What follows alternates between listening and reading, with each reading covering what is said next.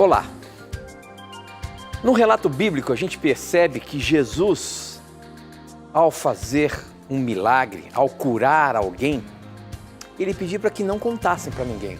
Um exemplo está aqui em Marcos capítulo 1, a partir do verso 40, quando um leproso foi curado. Ali no 44, no 43 diz assim, Jesus falando para ele, né? Depois que o curou. Olhe, não conte isso para ninguém, mas vá pedir ao sacerdote que examine você. Ele falava para não contar. Ele fazia o milagre, mas pedia para que não contasse. Por quê? Por que Jesus demonstrou essa atitude algumas vezes? Esta e muitas outras questões você vai acompanhar agora, pois está no ar, Na Mira da Verdade.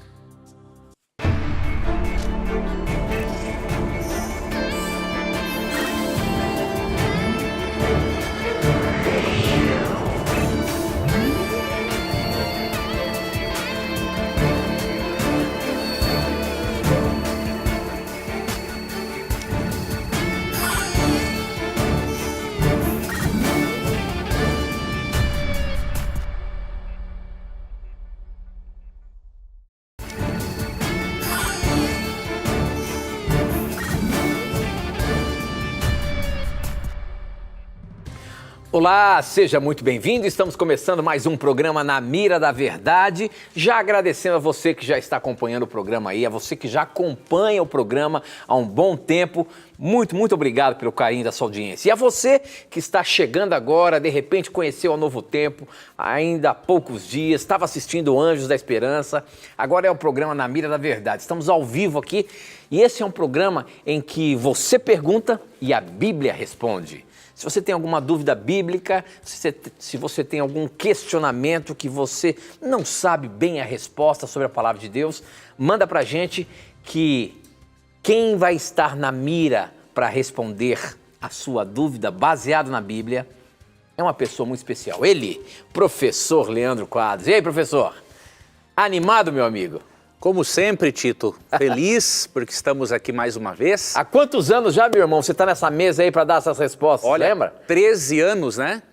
13 anos de Na Mira da Verdade. É uma benção, né, professor? É uma jornada. Olha, minha filha mais velha, Yasmin, está com 12, né? Então faltava ainda um ano para aparecer Yasmin em cena e a tua filhinha também, né? É verdade. É uma bênção de Deus. Bom estar com você aqui, amigo telespectador. Alguns, né, Tito, nos acompanham desde sempre. Outros estão vendo o programa pela primeira vez. Seja muito bem-vindo, muito bem-vinda. Esperamos que o programa ajude você a compreender mais a Bíblia e que lhe incentive a buscar cada vez mais as respostas de Deus nesse livro sagrado. É muito bom ter a chance de juntos podermos estudar a Bíblia. Aqui nesse programa você tem a chance de estudar a Bíblia com a gente. E olha, digo para você, hein, todos nós aprendemos. Porque essas dúvidas que chegam, com certeza, todos nós temos um momento ou outro, aquela dúvida e querendo saber o que a Bíblia de fato diz. Então, esse, como eu sempre falo, é um momento, sim, para que a gente possa estudar a Bíblia de maneira interativa. Você pergunta e a Bíblia responde, tá bom?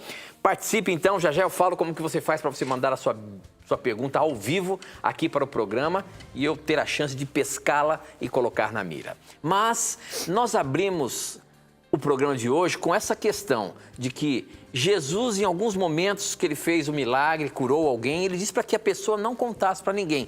E olha que interessante, essa pergunta chegou aqui pelo nosso Instagram por um garotinho de 9 anos. E ele disse o seguinte, tenho 9 anos e sempre, o nome dele é Leonardo lá de Cachoeirinha, e sempre acompanha o programa.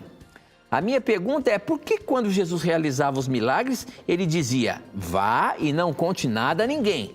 Porém, os curados sempre saíam falando o que o mestre havia lhe feito. Olha só a pergunta dele, professor Leandro Quadros, a gente realmente percebe isso em alguns textos bíblicos, de que Jesus, ao curar a pessoa, disse para não contar para ninguém. Por que isso, professor? Realmente, Tito, tem momentos na Bíblia em que Cristo pede, né, para a pessoa divulgar o milagre, dar um testemunho do que Deus fez na vida dela, como por exemplo em Mateus 8, né, Marcos 5. Agora, há momentos em que Jesus realmente pediu Se eu não estou enganado, são pelo menos 6 momentos em que Cristo pede para que a pessoa não divulgue o milagre que ela recebeu. E por quê? Eu vou ler aqui 3 versículos e esses 3 versículos já serão suficientes para nós termos aqui uma resposta. Há uma razão, há 2 razões, na verdade, principais para Cristo agir assim em certos momentos. O Tito leu para nós aqui Marcos 1, 43. Eu vou ler aqui o verso 45, vai ser o primeiro verso. Depois eu vou ler 2 versos no Evangelho de João. E aí você, amigo telespectador, e você, Leonardo, vai entender o porquê que Cristo pediu para que certos milagres em certos momentos, né, não fossem divulgados. Aqui no verso 45 nós vemos o resultado de aquela pessoa não ter obedecido a Cristo. Cristo curou aqui neste contexto uma pessoa com lepra, né? E aí ele pediu no verso 43, como o Tito leu para nós, para ele não divulgar para ninguém, né, o milagre. Tá? Verso 44. E aí no 45, nós vemos que essa pessoa, obviamente, não aguentou e contou. O resultado disso já vai nos ajudarmos a entender o porquê que Cristo pediu isso. Mas tendo ele saído, entrou a propalar muitas coisas e a divulgar a notícia. Olha o que aconteceu. A ponto de não mais poder Jesus entrar publicamente em qualquer cidade, mas permanecia fora em lugares ermos. E de toda parte vinham ter com ele. Primeira coisa, o que Cristo queria evitar? Né? Ele queria evitar um fervor popular inadequado e prematuro. Por que inadequado? Muitos procuraram Jesus só por milagre. E Cristo não veio só para aliviar o sofrimento físico do ser humano, isso também, óbvio. Só que ele veio também salvar da morte eterna. As curas que Cristo realizava não eram um fim em si mesmas. Tinha um propósito, né, de trazer, obviamente, restabelecer a saúde, mas também salvar por completo. Né? Salvar todo o ser, não apenas cuidar do físico, que eles cuidavam do físico, da mente, da espiritualidade. Então a mensagem de Cristo, as curas dele eram holísticas, ou seja, integrais, né? Consideravam a natureza integral do ser humano. E aí o que acontece? Para evitar, né, esse fervor popular prematuro e até interesseiro por parte de muitos, né, em certos momentos, quando ele percebia que naquela localização o divulgar ia atrair mais curiosos do que pessoas que realmente desejavam a cura e a salvação, então ele preferiria, obviamente, naquele momento, que não acontecesse a divulgação. Além disso, tinha um outro problema. Aqui, em João 6, 14 e 15, e também no capítulo 7, verso 1, nós percebemos que, além desse fervor popular inadequado que atrapalharia sua missão, o preconceito dos líderes religiosos, se Cristo manifestasse-se como Messias no tempo indevido, ou seja, de forma prematura, ia atrapalhar ainda mais o ministério dele. E aqui, em João 6, 14 e 15, lemos o seguinte: vendo, pois, os homens o sinal que Jesus fizera, disseram: este é verdadeiramente o profeta que devia vir ao mundo. Sabendo, pois, Jesus que estavam para vir, com o intuito de arrebatá-lo para o proclamarem rei, retirou-se novamente sozinho para o monte. Veja, aqui teve um outro problema, né? Aqui ele não queria também alimentar falsas expectativas acerca do seu ministério. Muitos pensavam que o Messias viria libertá-los simplesmente do jugo romano. Não, ele veio libertar da morte eterna e do poder do pecado e da condenação.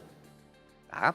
E aí, João 7:1, passadas essas coisas, Jesus andava pela Galileia porque não desejava percorrer a Judéia, visto que os judeus procuravam matá-lo. Então veja, além de as pessoas além de um fervor popular inadequado, né? Além de Jesus, aqui no verso 6, capítulo 6, 14, né? 15, além de eles terem uma compreensão errada do ministério do Messias, ainda tinha o preconceito dos líderes religiosos e de outros judeus na época, e alguns até procuravam matá-lo. Então Cristo deveria se apresentar como Messias no momento certo, né? Para que o ministério dele não fosse ainda mais prejudicado como o foi.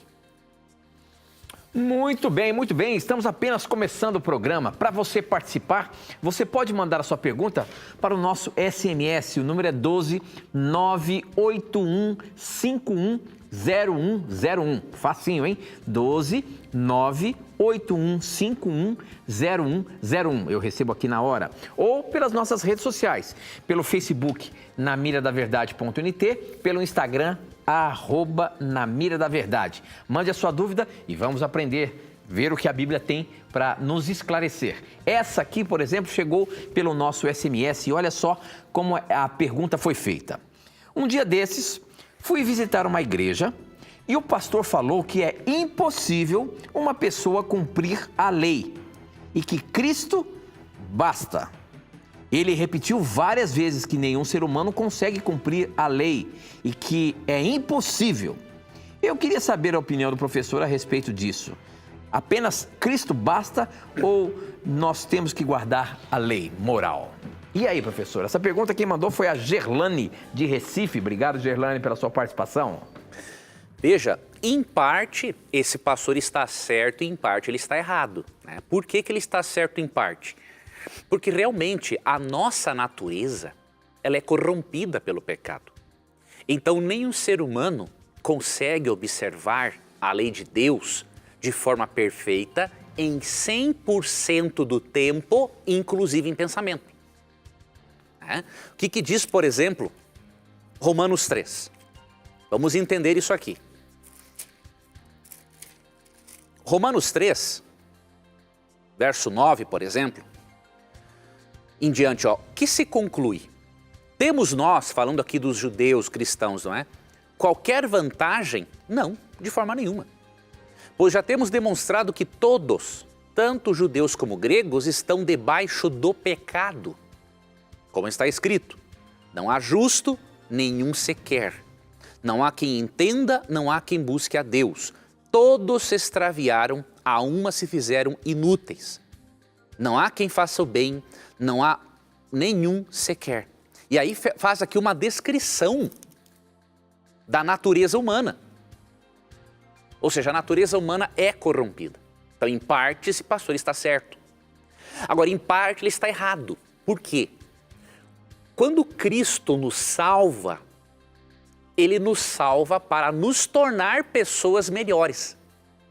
O Espírito Santo, ele começa a transformar essa natureza. Óbvio, essa transformação é durante toda a nossa vida e ela só vai ser concluída na segunda vinda de Cristo, na glorificação. Ok? Mas a Bíblia ensina, por exemplo, que a graça de Jesus, que é o único meio de nos salvar, porque a nossa natureza é corrompida, ela ao mesmo tempo é uma graça transformadora. Então é óbvio que a lei não pode ser abolida. Nós não podemos realmente colocar a lei num lugar errado, ou seja, ser um meio de justificação ou de salvação. Agora, eu não posso dizer que a lei foi abolida, isso é uma heresia. Primeiro porque se a lei foi abolida, então Cristo nem precisaria ter vindo morrer na cruz. Ele faria o ajuste lá no céu mesmo e não morreria. Então, o próprio fato dele morrer na cruz já prova que a lei é eterna. Mas quando ele morre na cruz, ele também mostra que nós não temos como ser salvos pela lei. Tá? Só que o que acontece? Quando ele morre na cruz e paga pela nossa dívida, não é porque ele pagou a minha dívida que agora eu posso pintar e bordar. Da mesma forma, você levou, por exemplo, uma multa de trânsito. Você pagou o preço. Perdeu dinheiro, pontos na carteira. Agora, porque o preço foi pago, foi resolvido, então você pode continuar transgredindo as leis de trânsito? Não pode. A lei de Deus é a mesma coisa. Tá? E aí, que a graça não anula a lei, aqui no verso 31 de Romanos 3 vemos, ó. Anulamos, pois, a lei pela fé? Não, de maneira nenhuma. Antes confirmamos a lei. Então, Paulo, quando defende a justificação pela fé, mostrando que unicamente a fé em Cristo, né, faz com que nos apropriemos da salvação pelos méritos dele, ao mesmo tempo ele mostra o seguinte, bom, você não pode ser salvo pela lei, só que a lei não é anulada por causa da graça, porque a graça transforma. E Hebreus 8:10 é um outro texto interessante. Ali diz que o propósito de Deus, através da nova aliança, né, inaugurada com o sangue de Cristo, mas na verdade ela sempre existiu, né, é escrever, imprimir as suas leis no nosso interior. Então isso faz parte da santificação. Então, se o pastor se referir, dizer que a lei, que nós não podemos realmente guardar toda a lei em 100% do tempo, de forma perfeita em pensamento, ele está certo. Agora, ele está errado em dizer que nós não podemos, com a ajuda do Espírito Santo, como diz Romanos 6, nos tornarmos pessoas melhores. Isso se chama santificação. Então ele está apresentando o assunto, óbvio, pode ser de forma sincera, mas infelizmente equivocada. Ok, muito bem. A próxima pergunta aí chegou pelo nosso Instagram. Quem mandou foi o Bruno Afonso. Ele diz o seguinte: estamos assistindo aqui com meu pai, Bernardo, somos da Assembleia de Deus. E a pergunta do Bruno Afonso é a seguinte: me explica, por favor, se Moisés morreu, como ele apareceu com Elias na transfiguração de Jesus? Olha aí a pergunta do Bruno. Moisés, de fato, morreu, a Bíblia fala isso. Agora, como é que ele apareceu lá no céu? E outra pergunta, tem uma pergunta mais abaixo aqui, vou ver se eu acho daqui a pouco, mas eles apareceram lá em espírito, eles apareceram de forma física, como é que é isso, professor? Muita pergunta. O texto bíblico não nos deixa dúvida alguma de que Moisés pôde aparecer a Cristo no Monte da Transfiguração porque Moisés foi ressuscitado. Existem alguns que tentam forçar a barra e viajam na maionese, alegando que em Mateus 17 não ocorreu, na verdade, uma aparição literal, foi só uma visão. Bobagem. Tá? Quando você lê Mateus 17, você estuda Mateus 17 de forma séria, comparando com Judas 1:9, não tem como você aceitar essa baboseira que tem por aí, em alguns que se acham que sabem alguma coisa, mas infelizmente não sabem nada, só sabem falar mal de outras igrejas, mas não sabem estudar mesmo a Bíblia seriamente. Tá? Agora, quando você vê Mateus, o momento da transfiguração, você vê que foi algo real, sim, que eles presenciaram. Tá? Jesus não poderia. Primeiro devemos recordar de uma coisa, Elias tinha ido para o céu vivo, de acordo com o 2 Reis 2. Então é absurdo imaginarmos, por exemplo, que Elias não apareceu, foi só uma visão dele. Ou que o espírito de Elias estava ali. É outro absurdo, porque Elias foi levado vivo para o céu, de acordo com o 2 Reis 2. Tá? Outro detalhe, quando Pedro viu isso, ele ficou admirado. E aí no verso 4 ele fala assim, ó, Senhor, bom é estarmos aqui. Se queres, farei aqui 3 tendas. Uma será tua, outra para Moisés, outra para Elias. Se fosse apenas um espírito de Moisés ou de Elias, não há necessidade de uma tenda. Pedro viu pessoas reais glorificadas. Quando o texto fala que ele, num texto paralelo de Lucas 9, que ele não sabia o que ele estava dizendo, não é que ele não sabia o que via, ele sabia o que via.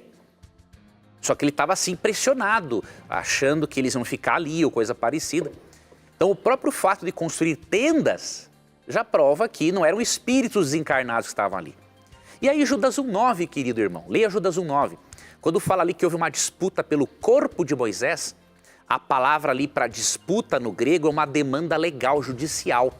Então o diabo estava questionando a validade da ressurreição de Moisés. Então foi porque ele ressuscitou. E isso prova para nós uma coisa: se não existem corpos, não existem almas desencarnadas no céu, é óbvio que o justo só irá para o céu com o corpo, na segunda vinda de Cristo. Professor, nós temos que ir para o intervalo, mas eu vou deixar uma pergunta aqui. Olha, é uma outra tese que estão querendo provar com relação a essa aparição de Moisés e Elias. Olha só a pergunta do Vitor Farias, que chegou para a gente aqui.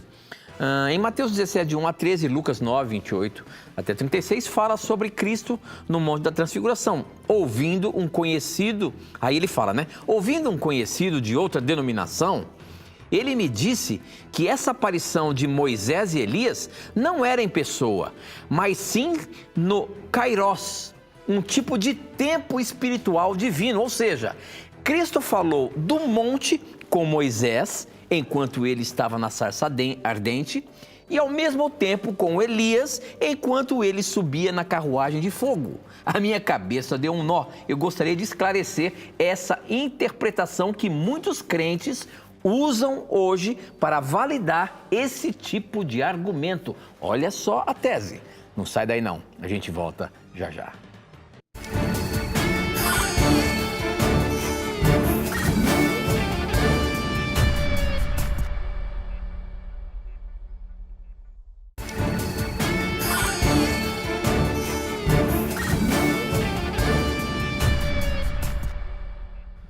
Já estamos de volta e a pergunta aí que chegou para a gente é uma tese onde muitos evangélicos acreditam que na transfiguração, tanto Moisés como Elias, Jesus falou com eles em tempos diferentes, simultaneamente. Olha só a pergunta como foi feita.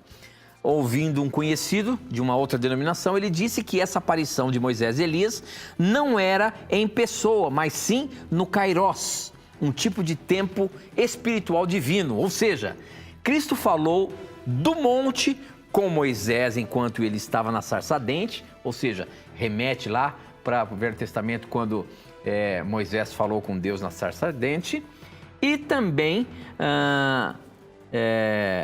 e ao mesmo tempo com Elias, enquanto ele subia na carruagem de fogo, também remetendo lá para o tempo.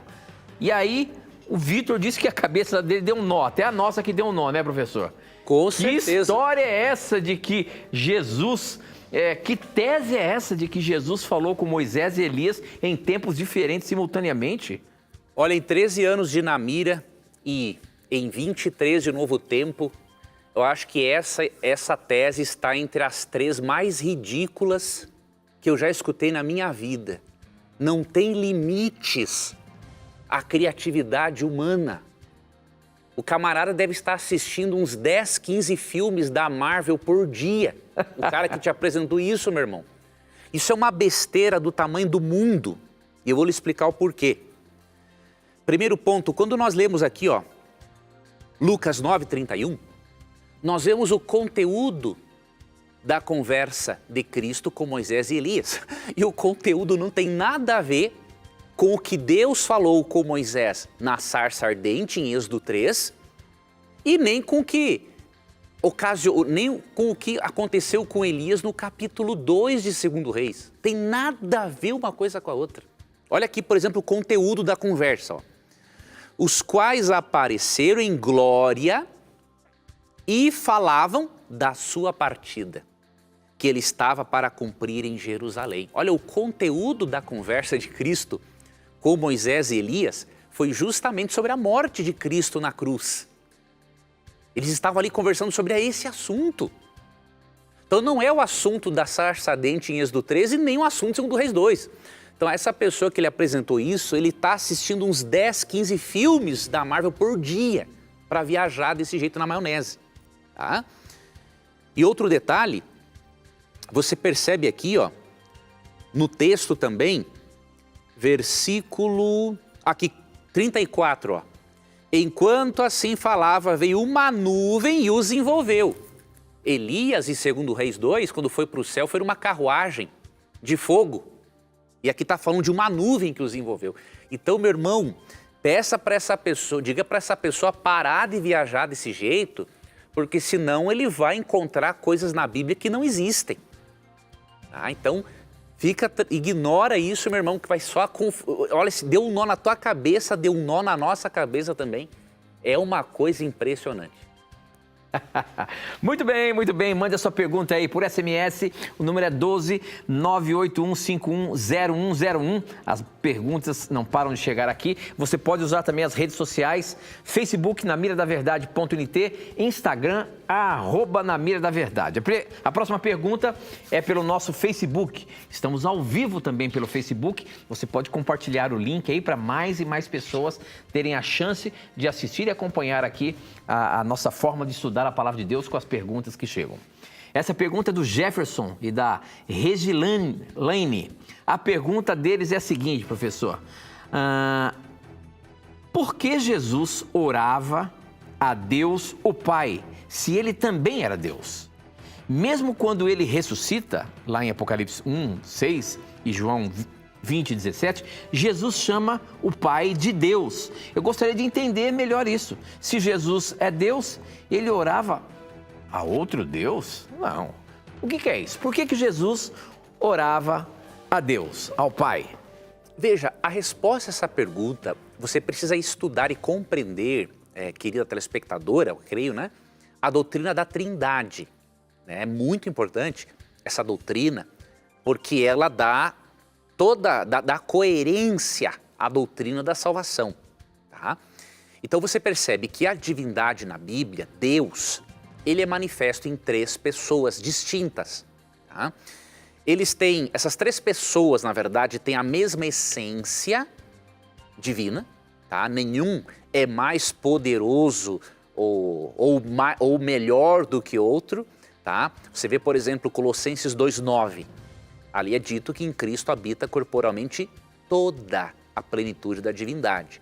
Tá? Então, tem a mesma essência divina. Só que as 3 pessoas da divindade têm funções distintas na criação e no plano de salvação. Então, o Pai, ele é apresentado como o autor da salvação, né? Jesus Cristo, aquele que, por meio do seu sacrifício, consuma a salvação, né? E o Espírito Santo, aquele que conduz as pessoas à salvação.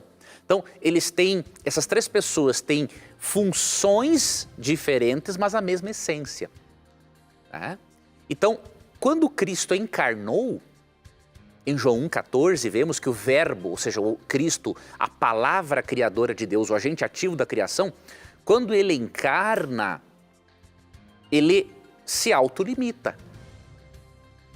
E para ele mostrar para o universo, primeiro para nós, como nos relacionarmos com Deus, e para o universo que Adão não precisava ter caído em sua íntima comunhão que ele tinha com Deus, Jesus tinha que vir dessa forma. Tá? E outro detalhe, o fato de Jesus chamar o Deus Pai de Deus não diminui a divindade de Cristo, da mesma forma que o fato de Deus Pai chamar Jesus de Deus em Hebreus 1:8 não diminui a divindade do Pai. Ok? Então, aprofunde-se na doutrina da Trindade. A Novo Tempo tem um estudo bíblico, né, sobre esse tema. Seria muito interessante você fazer um estudo para você entender essa doutrina bonita. Não tem nada de politeísmo. As pessoas confundem a doutrina bíblica da Trindade com o politeísmo. Uma coisa não tem nada a ver com a outra. Muito bem. Esse estudo bíblico que o professor falou, você pode pedir aqui, ó, gratuitamente. É este estudo bíblico aqui, ó, Verdades para o Tempo do Fim. A gente já oferece esse estudo bíblico desde que o programa surgiu. É um estudo bíblico fantástico para os dias em que vivemos. E se você ainda quer saber um pouco mais sobre esse tema que acabamos de falar e outros, pode pedir agora. Se você quiser, agora é só você entrar no nosso blog, novotempo.com/namiradaverdade. novotempo.com/namiradaverdade. Lá embaixo você vai ver a imagem dessa revista. É só clicar lá e fazer um cadastro. Ou, se preferir, pode ligar para a gente, só que no horário comercial. 0 operadora 12 21 27 3121, tá bom? Liga para a gente e peça o estudo bíblico aqui do programa Na Mira da Verdade. Outra questão do Facebook é a seguinte, professor, quem mandou foi a Zilda Ferreira. Ela diz o seguinte: quando a pessoa morre, fica dormindo até a volta de Jesus. Depois vai ressuscitar. Mas e o espírito? Vai ficar com Deus no segundo ou terceiro céu? Será que ele lá no céu pode ver a gente aqui na terra? Como que essa questão aí, professor, separa o corpo do espírito quando morremos? O espírito vai para Deus e o corpo fica na terra? O que é isso? É muito importante entendermos, querido telespectador, o significado do termo espírito na Bíblia, para nós obtermos essa resposta. Eu vou ler aqui primeiramente Eclesiastes capítulo 12, verso 7. Porque esse texto vai nos levar a Gênesis 2:7, no qual vamos compreender o significado primário de espírito na Bíblia. Por que eu falo primário? Tem um significado principal para o termo espírito, mas tem outros significados. É porque o termo, ele pode ser traduzido de várias formas, né? Agora, eu garanto para você, em nenhum momento na Bíblia, espírito se refere a uma entidade imaterial que sobrevive fora do corpo humano. Uma entidade imaterial e consciente, tá? O termo espírito é empregado a Deus, em João 4:24, ao Espírito Santo, obviamente, como em João 16:13, aos anjos, Hebreus 1:14, e tem outros significados. Mas o significado primário, nós vamos ver aqui, Eclesiastes 12:7, e o pó volte à terra como era, e o espírito volte a Deus que o deu. Bom, aqui diz que na morte, o corpo volta à terra, se transforma em pó, e o espírito volta a Deus.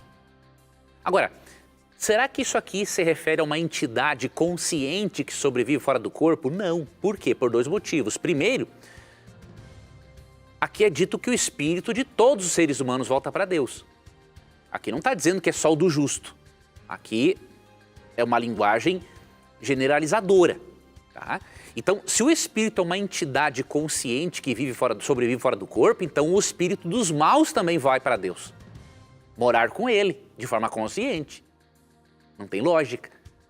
Então vamos para Gênesis 2:7 para vermos o significado primário de espírito. Aí nós não vamos entrar aqui num problema. Mas então quer dizer que o espírito imaterial e consciente do ímpio também volta para Deus no céu e mora com Deus, o ímpio também? Para nós resolvermos esse aparente problema, vamos ver o significado primário de espírito, em Gênesis 2:7, que diz: então formou o Senhor Deus ao homem do pó da terra e lhe soprou nas narinas o fôlego de vida. Esse termo fôlego de vida no hebraico é o espírito. E o homem passou a ser alma vivente. Veja que interessante. Fôlego de vida é a palavra hebraica para espírito. Então, espírito, o sentido primário de espírito é o fôlego de vida. É aquele poder, aquela energia vital que sai da boca de Deus, né?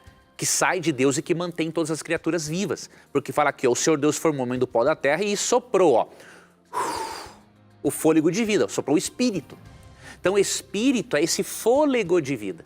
Esse fôlego de vida, tanto do bom quanto do ímpio, volta para Deus.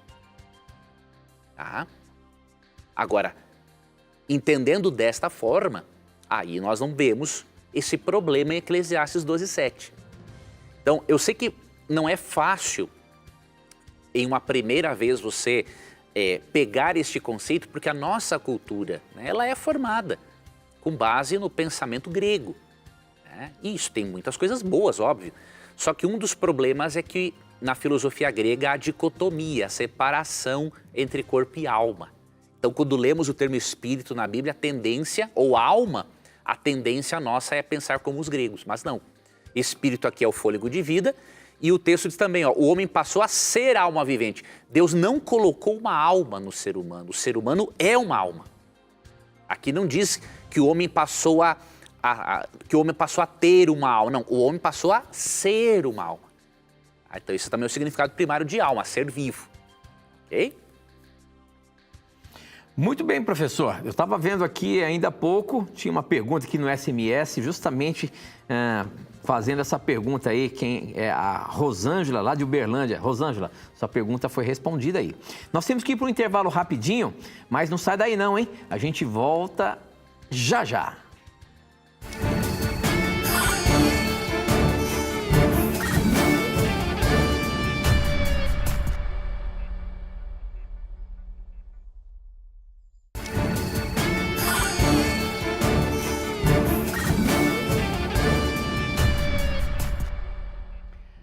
Já estamos de volta ao vivo e para você participar, você pode mandar as suas perguntas para o nosso SMS. O número é 12 981510101 ou pelas nossas redes sociais, pelo Facebook, namiradaverdade.nt, pelo Instagram, @namiradaverdade. Olha, eu já sincronizei aqui no intervalo duas perguntas, uma do SMS e outra aqui do nosso Instagram.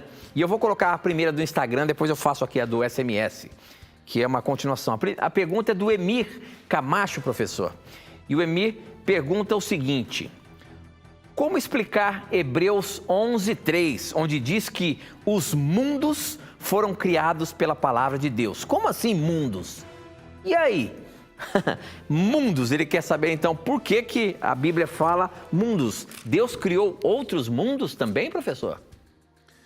Vou ler aqui Hebreus 11:3, na Almeida, revista atualizada, e depois vamos aqui conferir a nova versão transformadora. Fala assim: pela fé entendemos que foi o universo formado pela palavra de Deus, de maneira que o visível veio a existir das coisas que não aparecem. Aqui nessa tradução está o termo universo, que obviamente engloba outros mundos, outros planetas, todos os astros, ok? Vamos ver aqui na NVT como está esse texto, porque eu não me recordo de uma tradução, né, que tem esse termo mundos.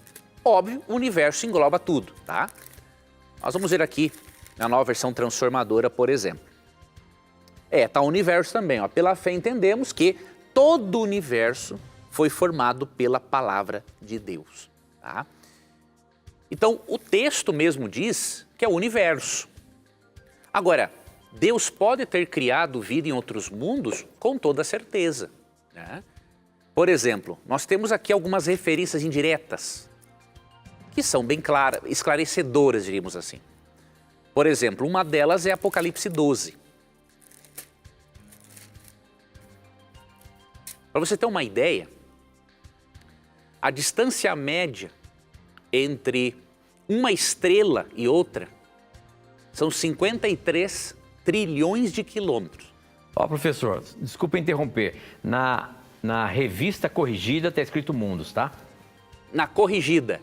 Na corrigida. Então aí, ó. Almeida, revista e corrigida. Então, pela fé entendemos que os mundos, pela palavra de Deus, foram criados. Então possivelmente na atualizada eles mudaram porque não era a tradução ideal. Mas que bom saber, eu não lembrava, nem lembrava que tinha isso na corrigida. Obrigado, Tito.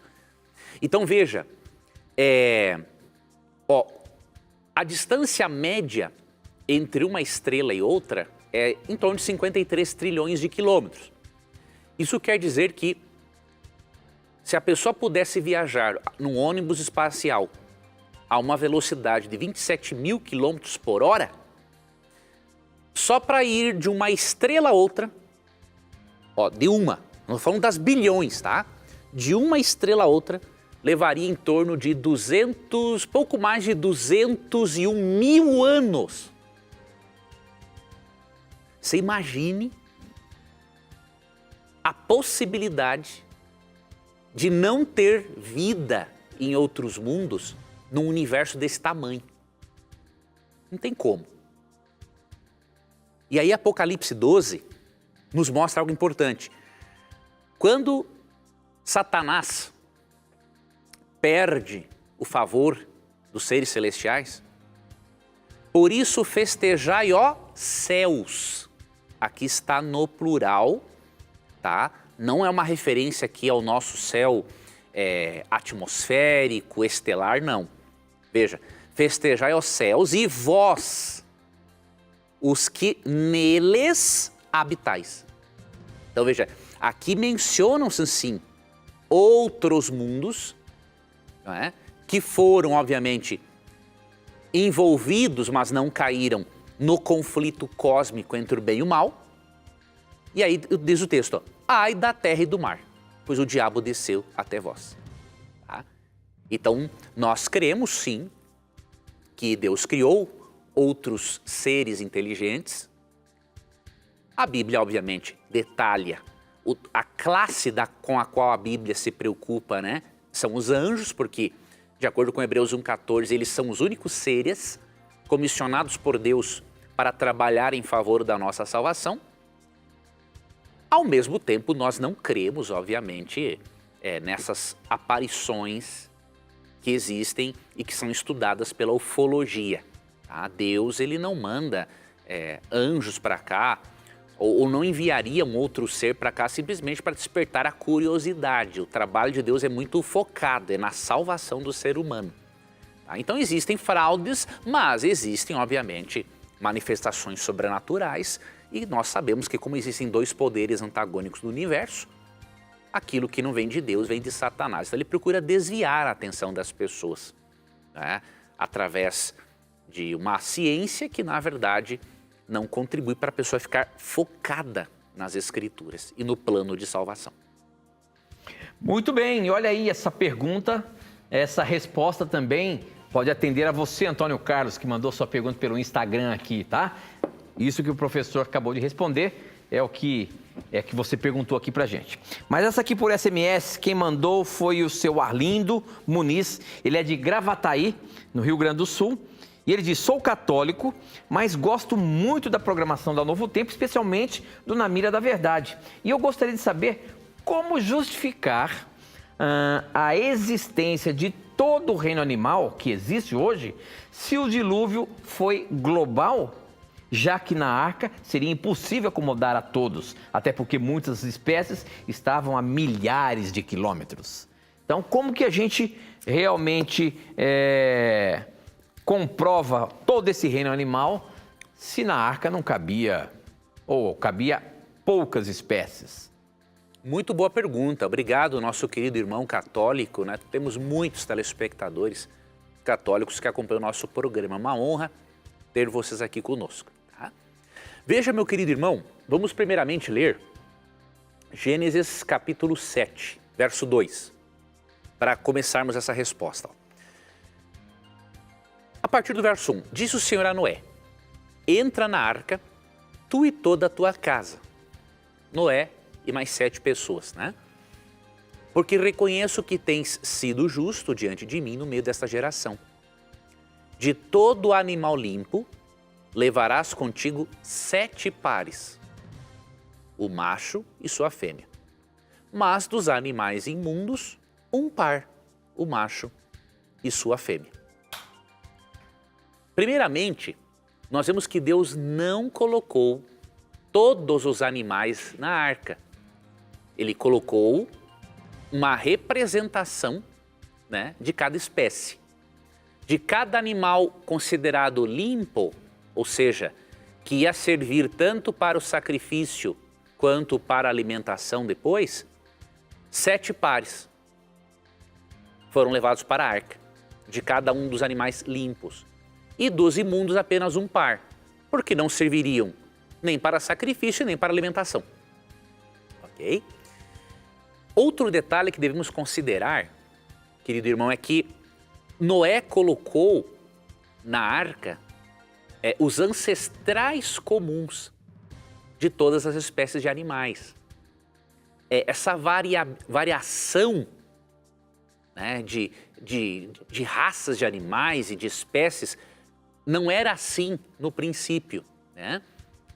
Há até mesmo raças criadas, diríamos assim, através de cruzamentos por seres humanos. Então nós cremos que, levando 7 pares de animais limpos e um casal apenas de animal imundo, e considerando que eram os ancestrais comuns, né, por exemplo, o ancestral comum dos felinos, o ancestral comum dos caninos, e por aí vai. Então nós não vemos dificuldades em Noé ter reunido estes exemplares, diríamos assim, para depois eles se procriarem após o dilúvio.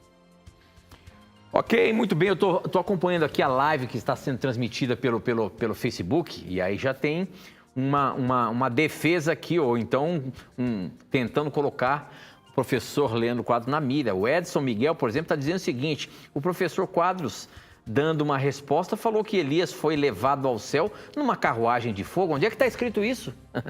Então, parece que ele foi levado por um redemoinho.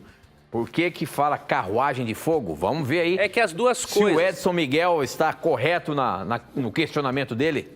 Não, é que diz no texto 2 Reis 2, eu não vou ler aqui, é rápido, que uma carruagem de fogo, né, o separou de Eliseu e aí realmente ele foi num redemoinho. Então não tem nada uma heresia, eu só destaquei um lado da resposta, tá? Mas a carruagem de fogo na visão o separou e ele foi no redemoinho. 2 Reis capítulo 2. Muito bem, a gente falando daquela questão dos mundos lá, a Lilian, lá do Rio Grande do Sul, ela também pergunta o seguinte: parabéns pelo programa, gostaria de entender por que Satanás e seus anjos foram enviados justamente para o planeta Terra. Porque quando Adão e Eva foram criados, Satanás já estava aqui para fazê-los pecar? Por que Satanás foi expulso para o planeta Terra, professor? Aqui que está o detalhe. Nós vimos ali em Apocalipse 12:12 que os anjos e outros mundos tiveram motivos para celebrarem a expulsão definitiva de Satanás. O que isso significa? Que ele ainda incomodava lá. A diferença é que eles não aceitaram. O problema não foi Satanás estar ali na árvore do conhecimento do bem e do mal. Por dois motivos. Primeiro, vamos colocar três. Primeiro, em Gênesis 2, 16, 17, Deus já havia avisado os nossos primeiros pais de que eles não deveriam comer daquele fruto. A imortalidade deles era condicional. Tá? Segundo lugar, o relato de Gênesis 3 nos mostra que Satanás em nenhum momento pôde obrigar Adão e Eva a pecarem. Né? Ele insinuou coisas, jogou eles contra Deus e eles decidiram pecar. Terceiro, Adão e Eva não podiam ser tentados internamente, só externamente. Eles não tinham uma natureza pecaminosa. Então o problema foram os nossos primeiros pais, que deram, diríamos assim, esse mole. Quando eles pecam, Satanás se torna o príncipe deste mundo, porque os nossos representantes, nossos primeiros pais, ao pecarem, se colocaram numa posição de rebelião contra Deus e, óbvio, Satanás tem mais poder do que eles e ele se tornaria, obviamente, deste modo, o representante, entre aspas, do planeta Terra. E não foi por acaso que em João 12:31, Jesus disse o seguinte: chegou o momento de ser julgado este mundo e agora o seu príncipe será expulso. Então aqui Cristo está falando da cruz, né? No momento que Cristo morresse na cruz, Satanás perderia até mesmo o acesso à conversa com outros anjos. Do paraíso já tinha perdido há muito tempo, tá? Então veja, não foi o problema, Deus jogou ele aqui e aí aqui ele pôde fazer a maldade. Não, nossos primeiros pais não precisavam, né? Nós não, óbvio, a Bíblia não revela isso, mas nós podemos conjecturar que se os nossos primeiros pais não cedem, ele não ia poder viver aqui. Com certeza ia ter que morar aí num planeta desabitado até o dia do juízo dele. Mas não foi o caso. Então não foi o problema ele ser expulso para cá. O problema foi nossos primeiros pais cederem o domínio do mundo para ele e ele se tornar o príncipe deste mundo. Muito bem, muito bem. Nós temos ainda, acho que um minutinho, você consegue responder essa pergunta aqui. Olha só, quem mandou foi o Adilson, de Cabo Verde. Gosto muito desse programa, é uma bênção assistir, conhecer verdades sobre a Bíblia. Gostaria de saber quem são as duas mulheres citadas no livro do Apocalipse e qual a diferença entre elas. Você consegue responder isso em um minuto? Senão a gente deixa para o programa que vem. Não, a gente pode detalhar melhor no programa que vem, mas só para dar uma introdução, Tito, um minutinho. Ó, em Apocalipse 12 nós vemos uma mulher pura e em Apocalipse 17 uma mulher prostituta. Veja, quando você lê, por exemplo, Isaías 54:6, 2 Coríntios 11:2, Jeremias 6:2. Você vê que mulher em profecia, na Bíblia, representa o povo de Deus, no Antigo e no Novo Testamento. Então, e você vê no capítulo 12, né, que esta mulher é perseguida, e ali é uma referência à igreja de Deus. Maria, ela faz parte do povo de Deus, mas ela não é o foco do capítulo 12. Tá? Então a mulher pura é a igreja na sua fase de pureza doutrinária, e Apocalipse 17 é a igreja na sua fase perseguidora. Veja, Apocalipse 12, a igreja na sua fase perseguida, Apocalipse 17, a igreja na fase perseguidora, no período medieval. Tá? Então se refere a essas duas fases da igreja cristã, algo descrito no Apocalipse séculos antes de ocorrer. Muito bem, professor. Com essa nós encerramos e nos encontramos a semana que vem, se Deus quiser. Obrigado, Tito, por apresentar as perguntas dos nossos amigos. Obrigado a você que nos acompanhou neste momento. E lembre-se que sempre que você tiver a coragem de perguntar, somente a Bíblia terá coragem de lhe responder. Um grande abraço. E aqui você já sabe, seus questionamentos e as suas dúvidas sempre estão na mira da verdade. Até o nosso próximo encontro. Tchau.